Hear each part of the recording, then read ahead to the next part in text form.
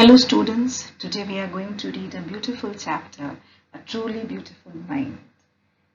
A truly beautiful mind refers to Albert Einstein as he was a great scientist. Moreover, this chapter is a short biography of his, where they highlight some of his qualities. Also, the chapter shows Albert Einstein's interest in mathematics and physics and his human attribute.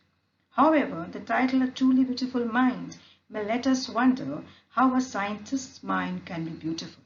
It is because in this lesson we get to know about another aspect of his life, his other side, that he believes in humanity. Moreover, he advocates world peace, non-violence his entire life. That's why the title refers to him as a truly beautiful mind. Let's study about his early life. Albert Einstein was born on 14 March 1879.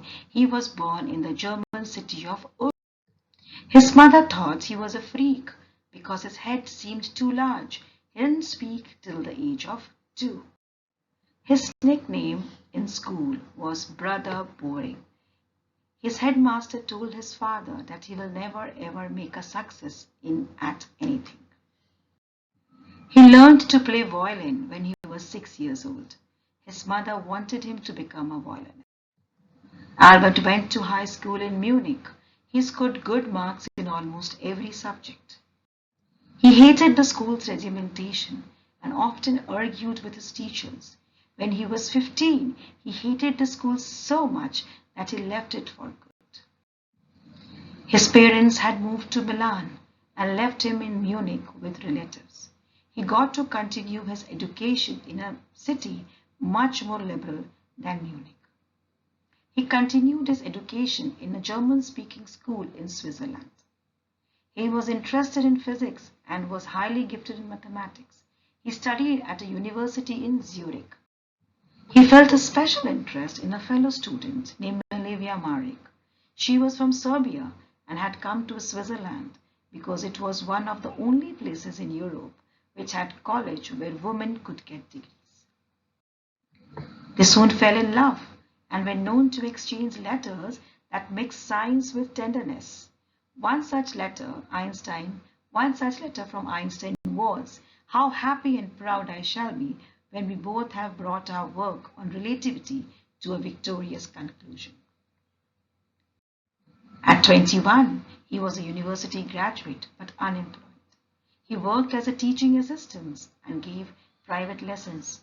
He secured a job in 1902 as a technical expert in Bern.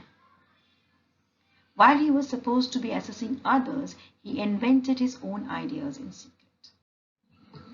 Einstein wanted to marry Milevia right after college, but his mother was against it. She thought Milevia was too old for him and was a book like him.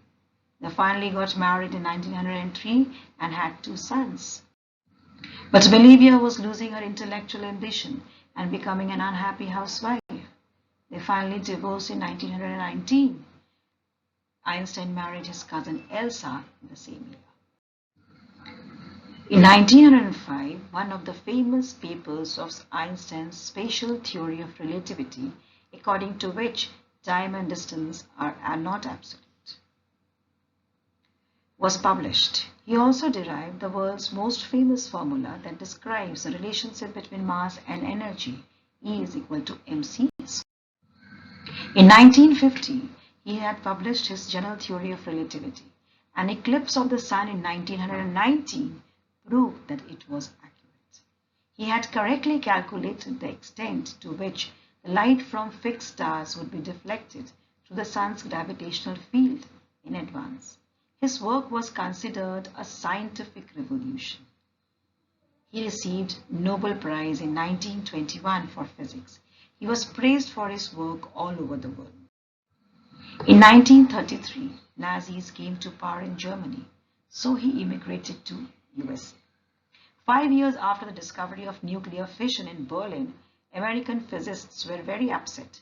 They were afraid the Nazis could build and use an atomic bomb. On the request of a colleague, he wrote a letter to the American President Roosevelt, warning him that a single bomb exploded in port might very well destroy some of the surrounding territory. America secretly developed that atomic bomb and dropped it on the Japanese city of Hiroshima and Nagasaki. Einstein was very disturbed by the extent of destruction.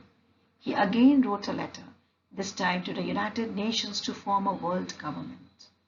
Einstein got politically involved in the next 10 years, protesting to end arms buildup. He campaigned for peace and democracy. This scientific genius died in 1955 at the age of 76. He was celebrated as a visionary and a world citizen. Some of the famous quotes of Albert Einstein is, "Everybody is a genius, but if you judge a fish by its ability to climb a tree, it will live its whole life believing that it is stupid."